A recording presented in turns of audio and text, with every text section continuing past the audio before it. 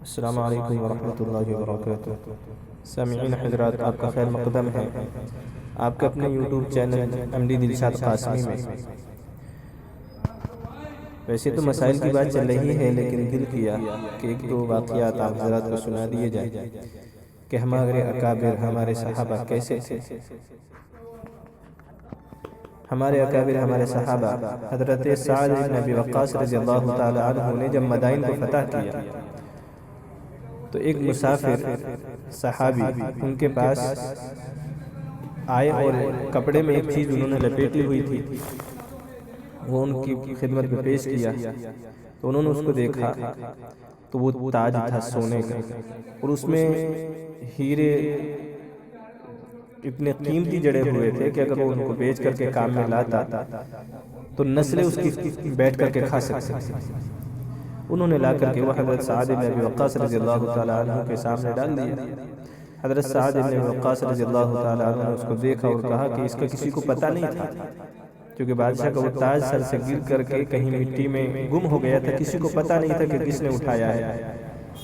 تو حضرت سعد بن ابی وقاص رضی اللہ تعالی عنہ نے ان کو دیکھ کر کے حیرانی کے ساتھ پوچھا کہ تم نے اس کو واپس کر دیا، تمہارا نام کیا ہے؟ یہ سن کر کے وہ مسافر صحابی ان کی طرف سے پیٹھ پھیر لی اور کہا کہ جس رب کو راضی کرنے کے لیے میں نے یہ تاج واپس کیا ہے، وہ رب میرا نام جانتا ہے۔ یہ تھے ہمارے صحابہ، یہ تھے ہمارے اکابر جن کے آج ہم نام لیوا ہے۔ ہم اگر ایک روپے کسی کا ہماری طرف مل رہ جائے اور وہ بھول جائے، ایک ہمیں کوئی چیز مل جائے تو ہم اس کو کھانے کی اور اس کو ہڑپ کر جانے کی کوشش کرتے ہیں۔ ہم ان صحابہ کے نام لیوا ہیں، ہم ان اکابرین کے نام لیوا ہیں۔ ایک اور واقعہ اسی طرح کا، حضرت عبداللہ ابن مبارک رضی اللہ تعالیٰ عنہ کا نام سب نے سنا، ان کے والد حضرت مبارک رحمت اللہ علیہ، وہ ایک باغ میں رکھوالی کیا کرتے تھے۔ ایک مالک کے غلام تھے تو انہوں نے ایک باغ میں ان کو رکھوالی کے لیے چھوڑ دیا۔ وہ پھلوں کا باغ تھا، کسی نے کہا کہ وہ سیب کا باغ تھا اور کسی نے کہا کہ وہ انار کا باغ تھا، بہرحال وہ پھلوں کا باغ تھا۔ اس میں ان کے 3 سال گزر گئے۔ مالک آیا اور مالک نے آ کر کے کہا کہ بھئی چلو پھل کھلاؤ، تو حضرت مبارک رحمت اللہ علیہ پھل لے کر کے آئے۔